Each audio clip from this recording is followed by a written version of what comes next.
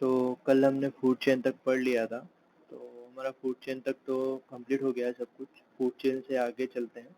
First of all good evening सभी लोगों को जो भी वीडियो देख रहे हैं। और ये जो टॉपिक होंगे ये सारे के सारे हम कवर कर डालेंगे। तो कल हमारा फूड चेन तक हो गया था। तो आज मोस्ट प्रोबेबली हमारा इस टॉपिक के लिए बेसिक्स के लिए ये लास्ट लेक्चर होगा और इसके बाद हम फिर नेक्स्ट किसी लेक्चर पे जाएंगे। अगर आपको जो मैंने फर्स्ट स्लाइड में लेक्चर्स लिखाए थे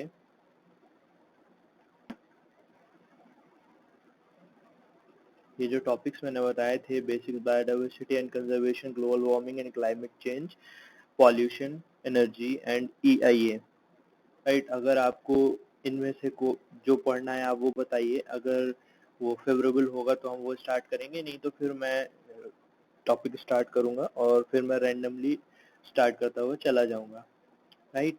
तो हम लोगों ने अभी कल कहाँ तक पढ़ लिया था? कल हम फूड चेन पढ़ चुके हैं, हमने ये फूड चेन देख ली थी। आज हम नया टॉपिक शुरू करने वाले हैं। आज हम इसी में नया टॉपिक शुरू करने वाले हैं, एक नई हेडलाइन जिसे हम बोलेंगे फूड वेव। फूड वेव क्या होता है?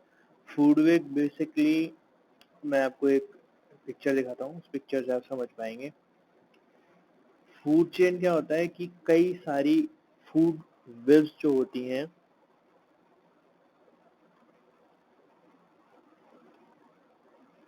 कई सारी फूड वेव्स जब कई सारी फूड चेन्स जब आपस में इंटरलिंक हो जाती हैं तो उसे हम फूड वेव बोलते हैं।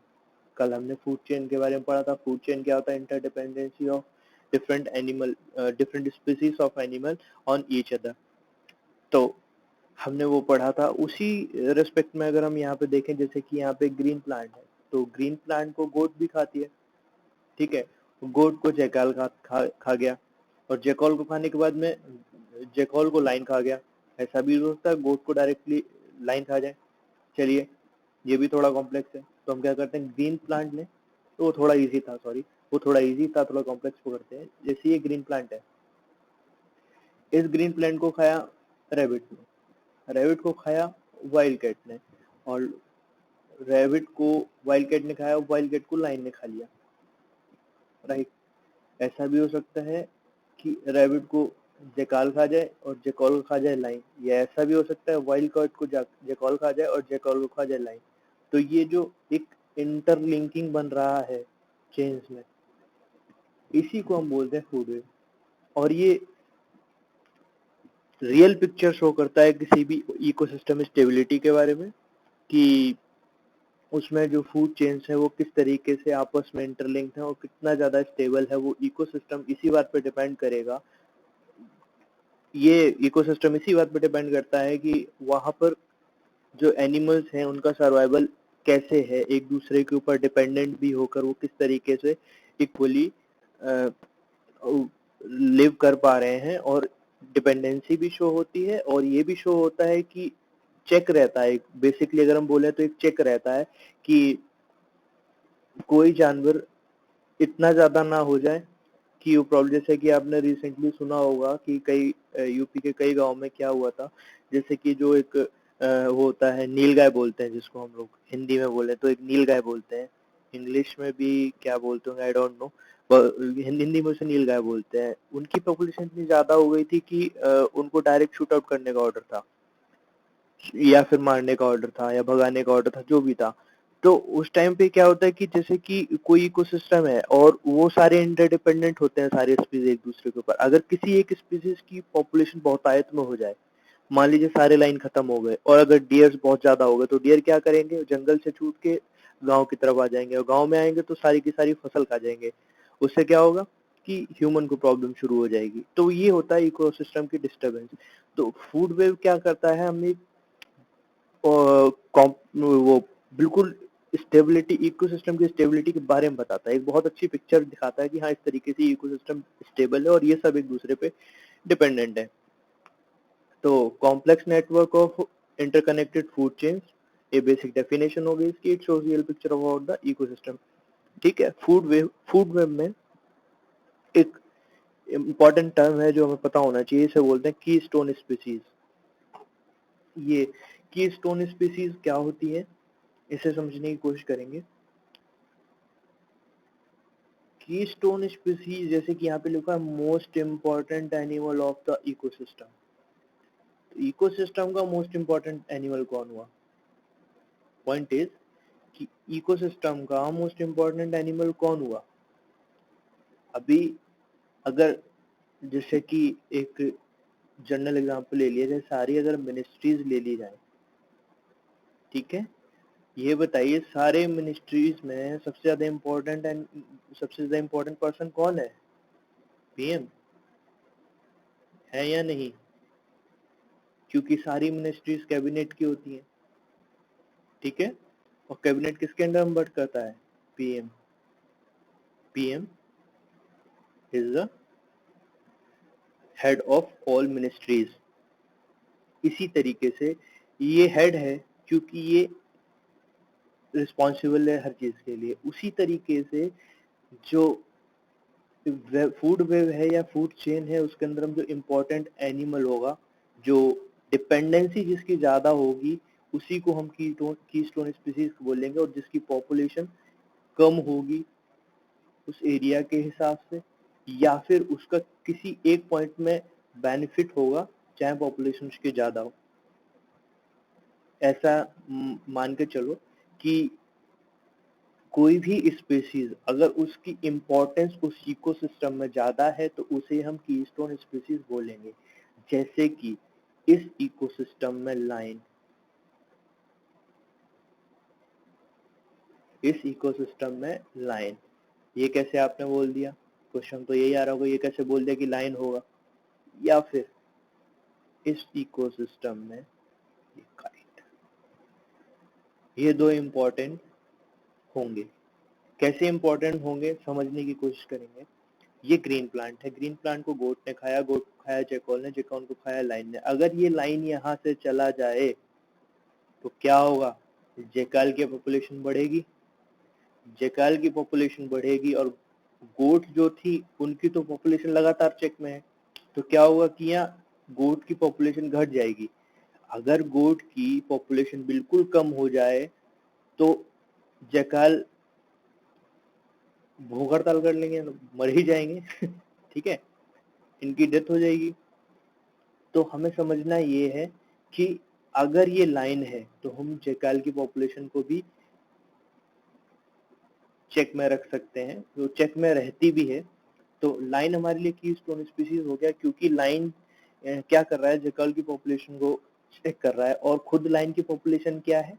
किसी भी जंगल का एरिया देख लो आप बड़ा, वहां लाइन की पॉपुलेशन क्या होती है? कम होती है।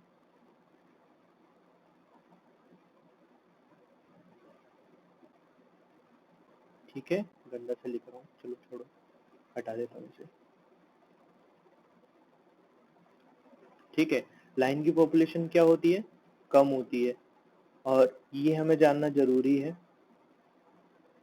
कि कीस्टोन स्पीसीज क्या होते हैं। तो यहाँ पे पढ़ते हैं keystone most important animal of the ecosystem. Most important animal कैसे? जो उस इकोसिस्टम की पॉपुलेशन को चेक करता है या फिर उसके बैलेंस के लिए इम्पोर्टेंट है, उसको हम बोलते हैं मोस्ट इम्पोर्टेंट एनिमल। जैसे कि एग्जांपल, मैं लाइन की बात कर रहा था, आप टाइगर ले सकते हैं। दोनों कार्निवोरस हैं, दोनों फूड चेन के टॉप पे होते हैं, दोनों ही हेड होते हैं। एक होती है सी ग्रास, इसके बारे में मैंने एक साइड में नोट लगाया हुआ है, इसे भी हम अभी हम देखेंगे क्या है ये। उसके बाद में hawk, hawk topmost level पे होता है, सबसे ट्रॉपिक लेवल अप होता है इसका। ट्रॉपिक लेवल तो याद होगा आपको, राइट? ये ट्रॉपिक लेवल की बात हमने कर ली। तो अब हम यहाँ पे देख लेते हैं ये सी ग्रास क्यों इम्पोर्टेंट है, क्योंकि ये सी ग्रास से हमें समझ में आता है कुछ ना कुछ समुद्र से रिलेटेड है या ओशियन से रिलेटेड है, तो उसे भी हम देख लेते हैं। तो इसका इम्पोर्टेंस क्या? What is the importance of sea grass? The worst wild, छोड़ो ये किसी काम की नहीं है, यहाँ से पढ़ो। Seagrass perform numerous functions, stabilizing the sea bottom, providing food and habitat for other marine organisms, जो छोटी मछलियां होती हैं, जो छोटी फिशेस होती हैं, या फिर जो छोटे मोलस्कस एनिमल होते हैं, वो आपने देखा होगा अक्सर डिस्कवरी नेशनल ज्योग्राफी में कि वो क्या करते हैं कि नीचे जमीन की सतह पर घास होती है, घास टाइप की कुछ चीज होती है, उसके अंदर जाके छुप के बैठ जाती है, या उसके अंदर उनका हैबिटेट तो वहीं पे बनी रहती है। वही होती है सी ग्रास। ठीक है, तो इसके वैसे कई काम। अब ऑब्वियस ही बात है, जमीन की सतह पे अगर वहाँ कोई डेड मैटर पड़ा हुआ है तो फिर क्या होगा कि वो सॉइल में डिकम्पोज हो जाएगा। सॉइल में डिकम्पोज होने के बाद में वो न्यूट्रिएंट एब्जॉर्ब कर लेगी सी ग्रास, राइट। तो ये एक बहुत इंपॉर्टेंट स्पीसीज है सी वाटर के लिए, इसे इसलिए कीस्टोन स्पीसीज बोला जाता है। चलिए आगे चलते हैं। ये हमने देख लिया कि फूड वेब क्या है। फूड वेब आपको समझ में आ गया ना, तो हमें फूड वेब समझ में आ गया। इसके बाद में ये जो मैंने टर्म्स कुछ साइड में लिखे हुए हैं ये हमें पता होने चाहिए। हर्बीवोरस कौन होते हैं, जो प्लांट खाते हैं। कार्निवोरस कौन होते हैं, जो मीट ईटिंग होते हैं। ओमनिवोरस कौन होते हैं, बोथ होते हैं। अच्छा, ह्यूमन क्या है बताओ, ह्यूमन कार्निवोरस है, हर्बीवोरस या ओमनिवोरस है? ओमनिवोरस है, क्योंकि वो दोनों चीजें खा सकता है। डेट्रीवोरस कौन होते हैं, जो वेस्ट मैटर पे डिके करते हैं, यानी कि जो डेड मैटर होता है, जो यूज अप नहीं हो पाता, जो डेड एनिमल्स होते हैं, डेड प्लांट्स होते हैं, वो जो पड़े पड़े सड़ जाता है, खराब हो जाता है, खत्म हो जाता है धीरे धीरे, उसी को हम वेस्ट मैटर बोलते हैं। तो डेट्रीवोरस कौन होते हैं, जो वेस्ट मैटर को कंजम्पशन में हेल्प करते हैं। अभी हम लोग एक टॉपिक पढ़ने जा रहे हैं, इस टॉपिक का नाम है ecological pyramids. Ecological pyramids, ecological pyramids, pyramids, ecological, ये सब हम बाद में बात करेंगे। पहले ये बताओ पिरामिड क्या होते हैं। ये तो आपको पता होगा, गीजा इजिप्ट में आप लोग गए तो नहीं होंगे, लेकिन आपने फोटोज या फिर वीडियोस जरूर देखा होगा, कहीं ना कहीं आपने इंट्रोडक्शन तो हो ही गया होगा कि पिरामिड्स क्या किस तरीके के होते हैं। ठीक है, सॉरी। तो क्या है कि इकोलॉजिकल पिरामिड्स, अभी हम आगे चलते चलते पता लगेंगे। तो इकोलॉजिकल पिरामिड्स 3 तरीके के होते हैं। ये बेसिकली एक डायग्रामेटिकल रिप्रेजेंटेशन है किसी बायोडाइवर्सिटी का। अब वो किस किस चीज पर डिपेंड करता है वो हम बताते हैं, और हम किस किस चीज के ऊपर बेस्ड होकर इसको पिरामिड्स को बनाते हैं। तो सबसे पहला तरीका होता है based on number of individual की। उसमें जो हमने बायोडाइवर्सिटी लिया है या हमने जो इकोसिस्टम लिया है, उसके अंदर किस इंडिविजुअल की क्या पॉपुलेशन होगी, उस बेसिस पे हम ये डिसाइड करते हैं कि ये पिरामिड किस तरीके का बनेगा। सेकेंड, बेस्ड ऑन बायोमास, कि उसका कितना बायोमास है उस पूरे इकोसिस्टम में, उसके ऊपर डिपेंड करता है कि ये क्या होगा। थर्ड है हमारा एनर्जी पिरामिड। एनर्जी पिरामिड जो मैंने आपको बताया था फूड चेन में 10% लॉ, रिमेंडेंटमेंट लॉ, उससे क्या होता है एनर्जी ट्रांसफर। तो वही एनर्जी ट्रांसफर का पिरामिड भी होता है। तो पिरामिड क्या होता है, ट्रायंगुलर शेप की चीज। ठीक है, उसमें हम क्या करते हैं कि जैसे जो सबसे ज्यादा होगा उसे हम सबसे नीचे रख देंगे, सबसे कम होगा उसे सबसे ऊपर रख देंगे, जो दोनों के बीच में होगा उसे कहीं मिड में रख देंगे, राइट। इस तरीके से समझने की कोशिश करेंगे। तो हमारा जो अगला टॉपिक है उसमें based on number of individuals, ये रहा। तो ये हमारा एक टेरेस्ट्रियल इकोसिस्टम का हमने बायोलॉजिकल पिरामिड बनाया है।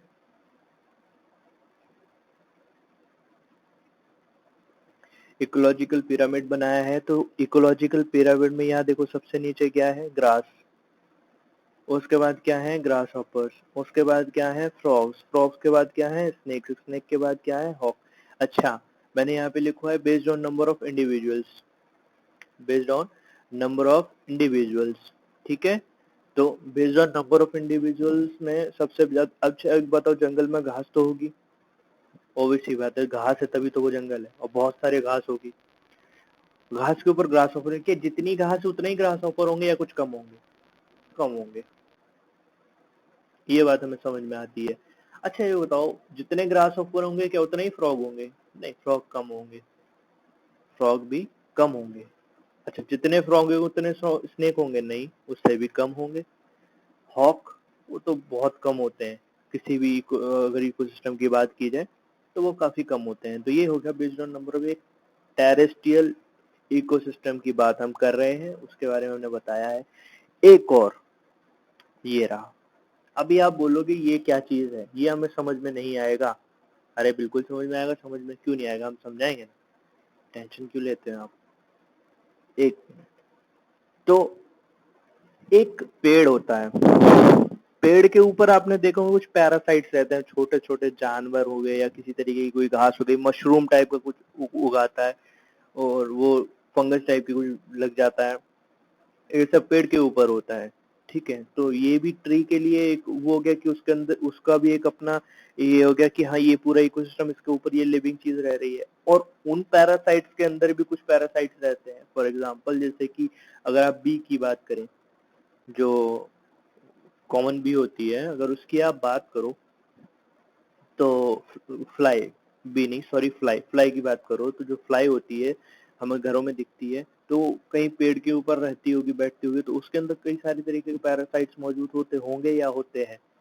ठीक है, तो ट्री तो एक हो गया, ट्री के ऊपर कुछ वो हो गई बीज, वो फ्लाइज हो गई, और फ्लाइज के एक फ्लाई के अंदर बहुत सारे पैरासाइट, और बहुत सारी फ्लाइज के अंदर बहुत सारे पैरासाइट, उससे भी ज्यादा पैरासाइट। तो ये दो तरीके के हमने पिरामिड पढ़े, और ये दोनों में पढ़ने जरूरी है क्योंकि ये दो तरीकों के हैं, अपने अपने तरीकों के, फर्स्ट एंड सेकंड। इनको हम बोलते क्या है, इसको बोलते हैं अपराइट पिरामिड, इसको हम क्या बोलते हैं, इसे इन्वर्टेड पिरामिड बोलते हैं। ये दोनों एग्जाम्पल याद कर लीजिएगा, ये एग्जाम्पल इंपॉर्टेंट है। ठीक है, तो आगे चले। बेस्ड ऑन बायोमास, बायोमास यानी कि उस पर्टिकुलर एरिया में या पर्टिकुलर इकोसिस्टम में उनका बायोमास क्या होगा। बायोमास का क्या मतलब हुआ, बायोमास का मतलब जितनी वो जगह ऑक्युपाई करते हैं, जितने वो लिविंग रहते हैं, डेंसिटी समझ सकते हैं। ठीक है, तो ये रहा, सबसे पहला हम ये वाला देखेंगे, grass, grasshopper, frog, snake, hawk. जो हमने नंबर की बात करी थी उसी तरीके से देख लो, क्या सारे स्नेक को ले लो, एक तराजू पे रख दो, और सारे हॉक को ले लो एक तराजू पे रख दो, क्या दोनों बराबर होंगे? नहीं होंगे, दोनों डिफरेंट होंगे, स्नेक थोड़े ज्यादा होंगे।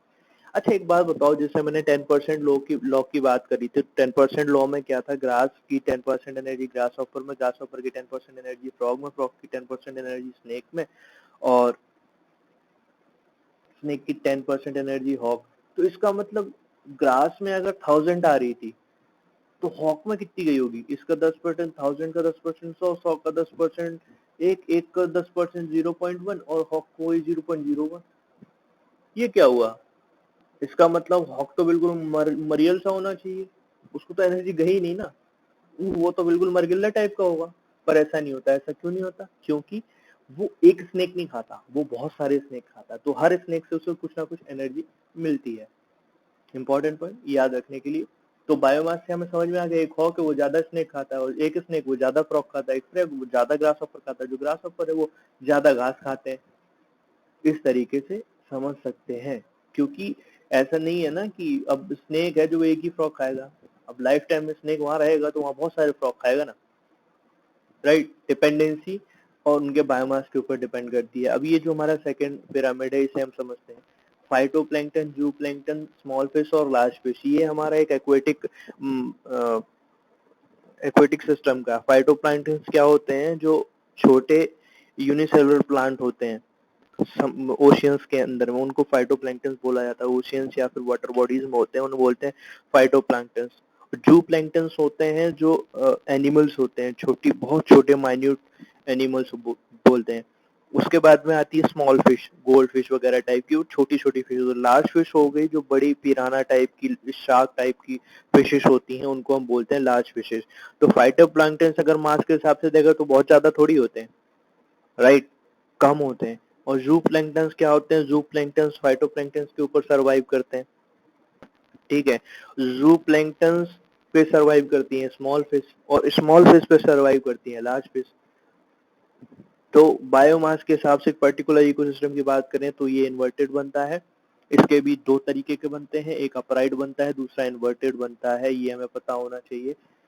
ठीक है, चलो आगे बढ़ते हैं।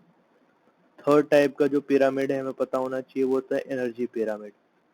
ठीक है, इसमें हमें यही याद रखना है कि जो भी एनर्जी प्रोड्यूसर को मिल रही है वो 100% नहीं ट्रांसफर होती, सिर्फ 10% ट्रांसफर होती है। अगर 10% ट्रांसफर हो रही है तो हर लेवल पे कम होगी। तो क्या इसका इन्वर्टेड पिरामिड पॉसिबल है? नहीं पॉसिबल है, ये हमें याद रखना है, ये इम्पोर्टेंट है। और इसमें सिर्फ अपराइट तरीके के केस ही पॉसिबल होते हैं।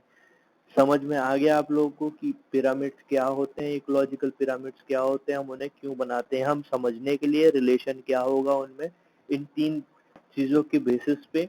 सबसे पहले नंबर ऑफ इंडिविजुअल उस पर्टिकुलर इकोसिस्टम में कितने हैं, उस पर्टिकुलर इकोसिस्टम में बायोमास क्या है उनका, और उस इकोसिस्टम में एनर्जी ट्रांसफर क्या है, इस बेसिस पे हम पिरामिड्स बनाते हैं। और ये क्वेश्चंस आते हैं डायरेक्टली कि इन्वर्टेड बनता है कि अपराइट बनता है, ये आप लोगों को याद रखना है।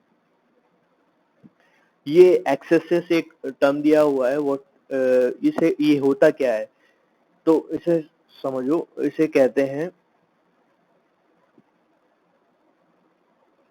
एक कोई न्यू हैबिटाट है, कोई भी न्यू हैबिटाट है किसी भी स्पीसीज के लिए, जब वो वहां पर स्टेबलाइज हो जाता है तो जो प्रोसेस इस्तेमाल कर रहा है उसे बोलते हैं एक्सेसिस। फॉर एग्जाम्पल, अब यहाँ का आप कोई साउथ अफ्रीका का कोई नेटिव प्लांट ले आइए, आप अब वो साउथ अफ्रीका का वेदर डिफरेंट है, कंडीशंस दूसरी हैं, उसको आप यहाँ पर इंडिया में ले आए और इंडिया में आप उसे ग्रो करेंगे, तो यहाँ पर सरवाइव करने के लिए उसे कंडीशन दूसरा है, तो उसे कुछ ना कुछ अपने अंदर चेंजेस करने पड़ेंगे। सर्वाइवल ऑफ द फिटेस्ट, आपने डार्विन की थ्योरी के बारे में पढ़ा ही है।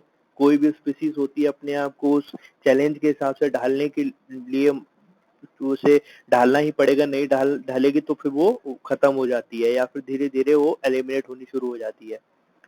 सेम चीज होती है यहाँ पे, कोई भी न्यू हैबिटाट में स्पीसीज अपने आप को स्टेबलाइज करती है, उसी प्रोसेस को हम बोलते हैं एक्सेसिस। क्वेश्चन आता है डायरेक्टली याद कर लेना, याद क्या कर लेना, समझा तो दिया तो राइट, ठीक है, ओके। तो एनवायरमेंटल एथिक्स क्या होते हैं? ये एक टर्म है जो कि आप एथिक्स से ले सकते हैं। तो समझने की क्या जरूरत है, इसमें समझना पड़ेगा कि मोरल प्रिंसिपल होते हैं जो डिफाइन करते हैं किसी की रिस्पॉन्सिबिलिटी को, कि भैया तुम्हारी एनवायरमेंट का। अब लोग क्या करते हैं, जैसे कि हमने देखा है, वो कचरा बाहर फेंक देते हैं, कहीं भी ऐसे, कहीं भी रोड पे फेंक दिया, केला खाया बाहर सड़क पे फेंक दिया, तो that's not a moral principle, वो एथिक्स नहीं है, वो आपके एथिकल नहीं है कि आप उसको ऐसे फेंक दे रहे हैं। आपको ये रिस्पॉन्सिबिलिटी समझनी पड़ेगी कि जो भी मैं कर रहा हूँ उसकी रिस्पॉन्सिबिलिटी कोई ना कोई हमारे एनवायरनमेंट के लिए है।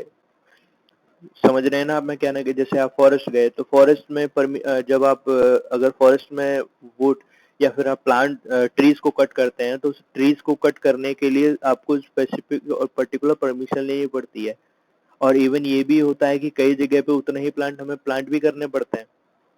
ठीक है, ऐसा क्यों होता है? क्योंकि वो हमारा मोरल प्रिंसिपल है कि हमने जिस चीज को डिस्ट्रॉय किया है वो हमें ग्रो भी करना है।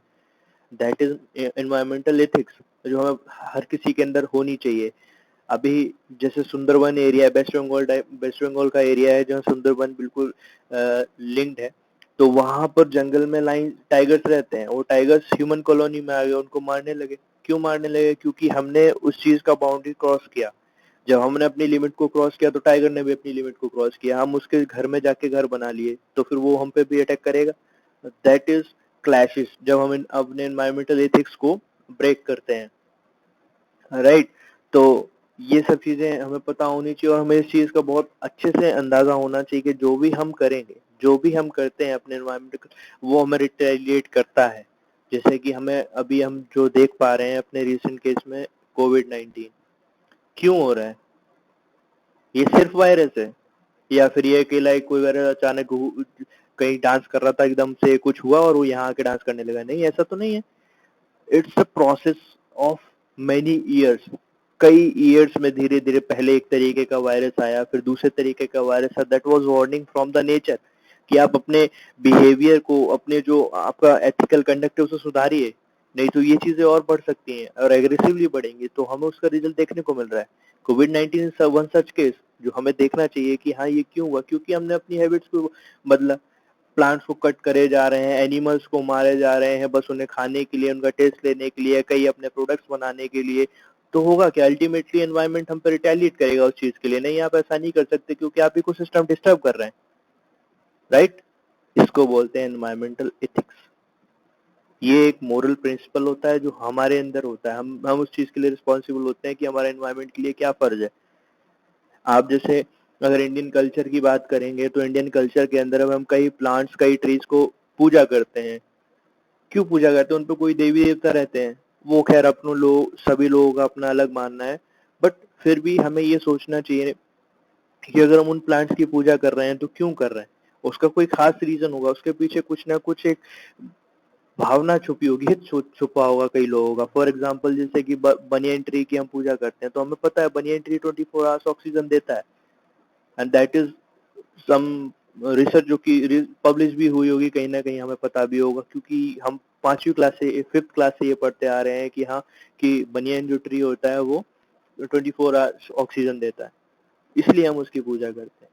राइट, इस तरीके की और सारी चीजें अगर आप ध्यान देंगे तो आपको पता लगेगा, जैसे कि बेसिल लीव्स, तुलसी, तुलसी के पत्ते, तो उनको भी हम पूजा करते हैं और उनको एज अ फूड में अपने इन्वॉल्व करते हैं, अपने फूडिंग में कहीं ना कहीं इन्वॉल्व करते हैं, चाय बनाते हैं, दूसरे तरीके के काढ़े बनाते हैं। क्यों? क्योंकि हमें पता है कि वो कई तरीके की anti fungal anti bacterial disease में काम आते हैं। राइट, तो हमें ये पता है ना कि हमारी वहाँ मोरल प्रिंसिपल क्या है कि एनवायरनमेंट के लिए क्या करना है। वो चलो एक बातें थी कि हमें पता होना चाहिए कि हाँ इन सब चीजों से क्या क्या मतलब होते हैं, बट हमें पता होना चाहिए कि हमारा मोरल प्रिंसिपल क्या है। अगर हमने पानी ज्यादा वेस्ट किया है तो अल्टीमेटली वो हम ही को भरना है, because that is a non renewable resource, वो हमें बार बार नहीं मिलेगा। अगर ड्रिंकिंग वाटर की बात करें तो वैसे पानी तो 70% है हमारी अर्थ पे, बट वो सारा ड्रिंकिंग नहीं है। ड्रिंकिंग वाटर अगर हम वेस्ट कर रहे हैं तो हमें उसकी रिस्पॉन्सिबिलिटी देखने को मिलेगी। फॉर एग्जाम्पल अभी रिसेंटली न्यूज आई थी, नीति आयोग ने कहा था कुछ सिटीज का पानी बिल्कुल फिनिश हो जाएगा, तो वहां पे हमारी रिस्पॉन्सिबिलिटी थी पहले कि हमें पानी बचाना चाहिए था, हमने नहीं बचाया, हमने उसे अंधाधुंध वेस्ट किया। तो कौन उसे भरेगा? हम भरेंगे, क्योंकि एनवायरनमेंट रिटेलिएट कर रही है, बता रही है कि भैया आप जो है उस चीज को एक्सेसिवली यूज कर रहे हैं और that is not good for the environment, वो इकोसिस्टम के लिए अच्छा नहीं है। खैर, इमोशनल टॉपिक है, छोड़िए इसको। तो हमें समझ में आ गया कि एनवायरमेंटल एथिक्स क्या होते हैं। क्वेश्चन आ सकता है, आप लोग ध्यान रखिए।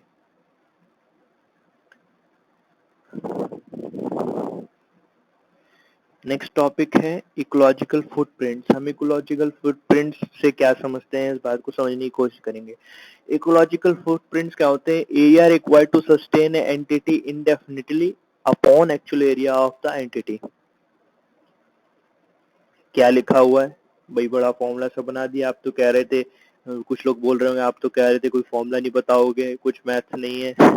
ठीक है, तो कोई कुछ नहीं करना है इस फॉर्मूले से, आपको कुछ कैलकुलेशन नहीं करनी, बस आपको ये समझना है कि ये होता क्या है।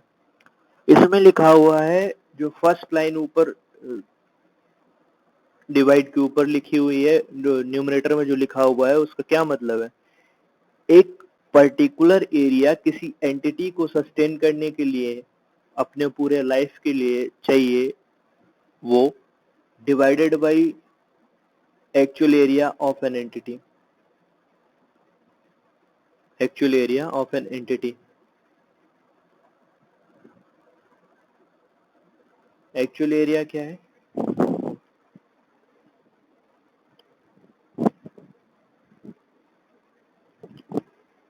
एक्चुअल एरिया क्या है? एक्चुअल एरिया का मतलब ये हो गया ना कि क्या बोलते हैं कि एक्चुअल में उसे कितना चाहिए। ठीक है, लाइक फॉर एग्जांपल जैसे ह्यूमन है, तो उसे अगर आप पूरा का पूरा शहर भी दे दोगे तो कम पड़ेगा, उसके अंदर लालच बहुत है। राइट, और लेकिन उसे एक्चुअली कितना चाहिए? अगर उसे एक मकान के बराबर ही मिल जाए तो दैट इज इनफ। तो अगर हम जैसे बात करें, तो जैसे मैंने नीचे कुछ 2 पॉइंट लिखे हुए हैं, उसे बोलेंगे हाई ईएफ। हायर अगर इकोनॉमिक फुटप्रिंट है तो उससे क्या होगा? कंजम्पशन ज्यादा हो जाएगा, कंजम्पशन बढ़ जाएगा, क्योंकि एक पर्टिकुलर एरिया में इंसान ज्यादा चीजों को कंज्यूम करना शुरू कर दिया, यानी कि न्यूमरेटर ज्यादा डिनोमिनेटर कम। समझ पा रहे हो मैं क्या कह रहा हूँ? फिर से सुन लो, फिर से सुनते हैं।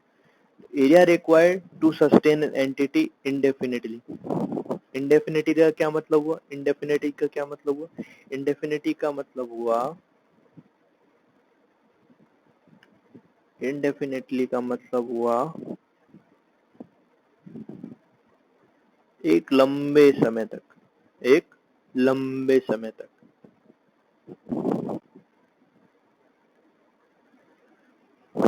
तो क्या वो एरिया कम होगा या ज्यादा होगा? कम भी हो सकता है, ज्यादा भी। तो actual area of the entity होगा कि उसको कितना एक्चुअल में चाहिए। तो सेकंड पॉइंट पढ़ते हैं, फिर एक्सप्लेनेशन हो जाएगा। Higher EF, more consumption of natural resources, therefore more environmental degradation. जितना ज्यादा ईएफ होगा उतना ज्यादा कंजम्पशन होगा नेचुरल रिसोर्सेज का, और उसे हिसाब से एनवायरमेंटल डिग्रेडेशन यानी कि एनवायरमेंट की एक्सेसिव यूजेस बढ़ जाएगी, राइट। तो जैसे कि अर्थ की बात है तो हमें पता है कि अर्थ में 70% तो वाटर है, ठीक है। अगर 70% ऑफ वाटर है तो बाकी बचा 30% वो लैंड है, ठीक है। और ह्यूमंस को बस ये लैंड ही तो चाहिए सरवाइव करने के लिए, राइट। तो पर ह्यूमंस जो है वो ओशियंस में भी जाते हैं, शिप्स में भी जाते हैं। तो उस तरीके से अगर हम देखें तो area required to sustain an entity का मतलब हुआ कि कितना ज़्यादा उसे एरिया चाहिए, और एक्चुअल एरिया का मतलब कितने एरिया में वो रह सकता है। Presently earth total population is greater than 1.5 से ज़्यादा है हमारा इकोलॉजिकल फुटप्रिंट्स। 1.5 से ज़्यादा है हमारा इकोलॉजिकल फुटप्रिंट्स, यानी कि ये तो मतलब अगर मान लो area required upon actual area बराबर हो जाए तो ईएफ क्या हो जाएगा? ईएफ वन हो जाएगा। ईएफ वन हो जाएगा यानी कि जितना हमें चाहिए उतना हमें मिल रहा है, बस काम चल रहा है।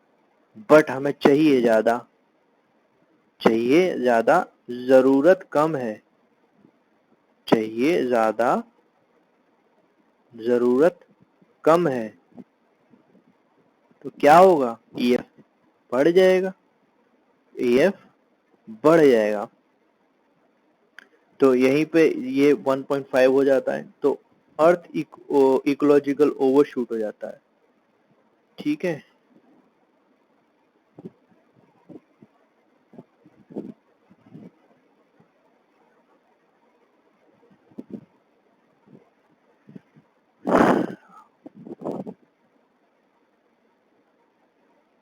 अर्थ इकोलॉजिकल ओवरशूट के बारे में आपको किसी और टॉपिक पे अच्छी तरीके से समझाऊंगा, जहां पर मुझे लगेगा बताना चाहिए। अभी मैं सिर्फ इस पॉइंट को बता के छोड़ रहा हूँ कि अर्थ इकोलॉजिकल ओवरशूट हो जाता है।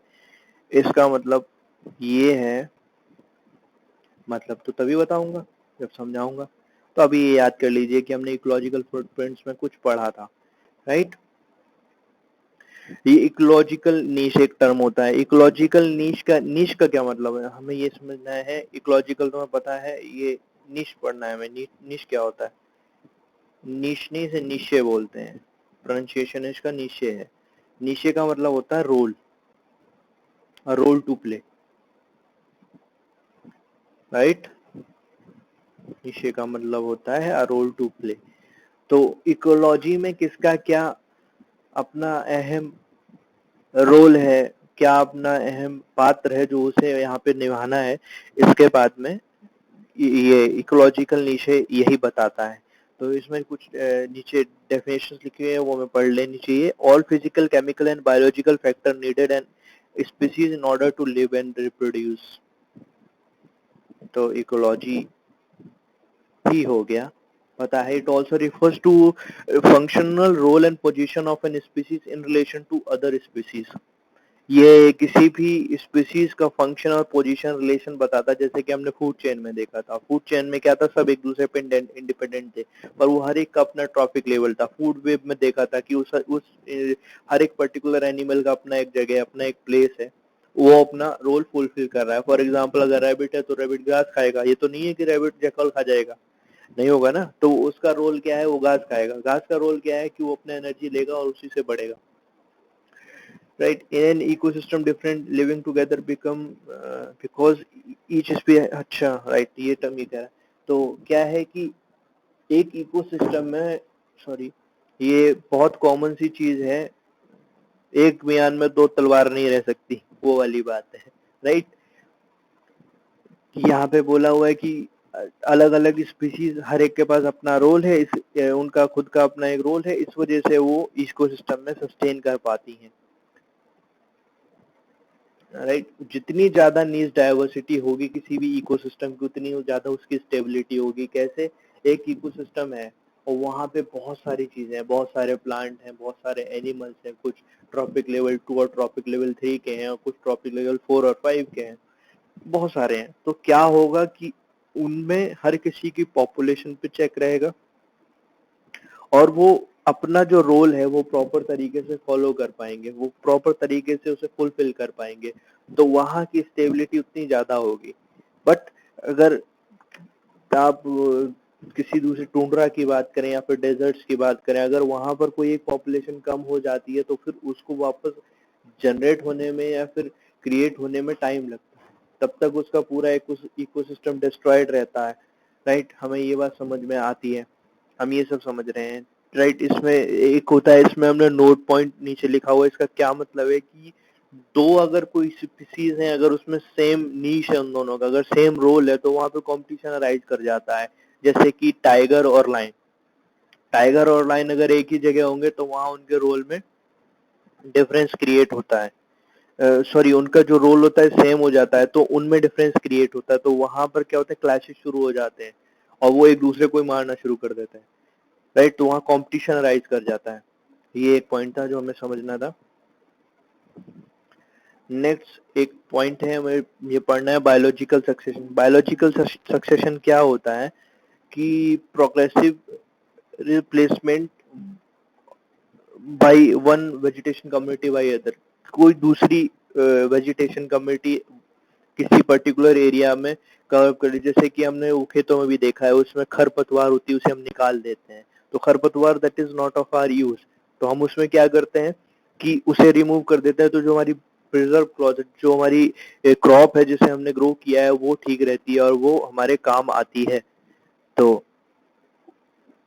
हम अगर उसी को देखें दूसरी तरीके से, वहां तो हमने निकाल दिया, अगर हम उसे ना निकालें तो वो क्या करेगा, वो पूरा का पूरा रिप्लेस कर देगा, पूरा का पूरा जो हमारा क्रॉप है वेस्ट हो जाएगा, बर्बाद हो जाएगा, उसके अंदर सिर्फ हमें खरपतवार धीरे धीरे दिखाई देगी, राइट। तो ये होता है बायोलॉजिकल सक्सेशन। इस ये दो तरीके के होते हैं, एक तो हो गया प्राइमरी सक्सेशन, उसमें कोई न्यू सॉइल आई, ठीक है, न्यू सॉइल के ऊपर वेजिटेशन ग्रो करना शुरू कर दिया। दूसरा आता है सेकेंडरी सक्सेशन। सेकेंडरी सक्सेशन क्या होता है, जो मैंने अभी जैसे आपको क्रॉप की बात की, ये जो प्राइमरी सक्सेशन था, प्राइमरी सक्सेशन तो सीधा हुआ कि न्यू सॉइल फॉर्म हुई। न्यू सॉइल कैसे फॉर्म होती है आपको मालूम है, weathering of rocks, long term weathering of rocks, rocks का धीरे धीरे झड़ना, उनका धीरे धीरे क्रैक होना, टूटना, उससे बनती है सॉइल। या फिर रिवर्स के साथ में आती है सॉइल, ठीक है। तो वेदरिंग ऑफ रॉक्स आपको पता है, नहीं हो तो मैं बेसिक जानकारी देता हूँ। तो होता क्या है कि जैसे कि डिफरेंट डिफरेंट वेदर होते हैं, तो कहीं तो बहुत ज्यादा गर्मी है, कहीं तो बहुत ज्यादा सर्दी है, कहीं तो बहुत ज्यादा बारिश पड़ रही है, तो होता क्या है, रॉक्स जो होती है वहाँ क्रैक डेवलप हो जाते हैं, उस क्रैक्स के अंदर क्या होता है, जैसे कि पानी भर गया, तो वहाँ क्या होगा कि बहुत ज्यादा ठंडी हो गई, तो वहाँ क्या होगा, आइस जम जाएगी, राइट। तो आइस क्या होगी, वो जो वहाँ पे वाटर जम गया है दैट विल श्रिंक, वो सिकुड़ना शुरू हो जाएगी। तो वो क्या करेगी कि उसके अंदर एक टेंशन क्रिएट करेगी, स्टोन जो रॉक है उसके अंदर एक टेंशन क्रिएट करेगी। बट वही जब टेम्परेचर बहुत ज्यादा आएगा तो वो वाटर जो आइस जम गई है वो क्या करेगी, पिघल जाएगी, बह जाएगी, तो वो फिर से उसमें टेंशन रिलीज करेगी। तो होता क्या है कि कंटिन्यूसली जो रॉक है वो किसी न किसी फोर्स के अंडर में रहता है, कभी कुछ हो रहा है, कभी कुछ हो रहा है, या कहीं से सरक गया नीचे, तो वो क्या होता है, उसमें धीरे धीरे वो घिसना शुरू हो जाता है। तो that is called weathering of rock. Weathering of rock की वजह से सॉइल बनती है, वोल्केनिक इरप्शंस की वजह से सॉइल बनती है, और भी दूसरे मेथड से जिनसे सॉइल्स बनती हैं, राइट। उसके ऊपर कोई नई वेजिटेशन ग्रो कर गई, that is primary succession. Secondary succession, secondary succession क्या, वेजिटेशन कोई थी वहां पर और कोई दूसरा वेजिटेशन आया, उसने उसे पूरा, या फिर कोई नेचुरल एक्टिविटी होगी उसने पूरा डिस्ट्रॉय कर दिया, वहां पे नहीं जमा। राइट, जैसे कि क्या होता है कि कई रिवर्स होती हैं, वो क्या होती है, वेकेंट हो जाती हैं। जैसे ही सीजन आता है गर्मी का या कुछ, तो वहां पे वो पूरी की पूरी रिवर वेकेंट हो गई, वहां कोई पानी नहीं है, तो वहां क्या होता है, कुछ वेजिटेशन उगाती है, उगने के बाद में क्या होता है, फिर एकदम पानी बरसा तो वहां पे फिर से क्या होगा, पानी भर जाएगा, पानी भरेगा तो वहां की पूरी वेजिटेशन भी वो डिस्ट्रॉय कर देगी वाटर के साथ में, रिवर में। जब वो डिस्ट्रॉय हो जाएगी तो आप देखोगे साइड में कुछ और वेजिटेशन ग्रो कर जाती है, दैट इज सेकेंडरी सक्सेशन। उसकी प्लेस को रिप्लेस करता हुआ कोई दूसरा बन जाता है, that is secondary succession. Right, अभी हमें ये दो टर्म समझने हैं, ये क्या होते हैं। एक तो इसमें लिखा हुआ है मैंने, climax ecosystem. Climax ecosystem is the most stable ecosystem. पढ़ लो आप, लिखा हुआ है the succession process continuously going on until it reaches dynamic equilibrium condition।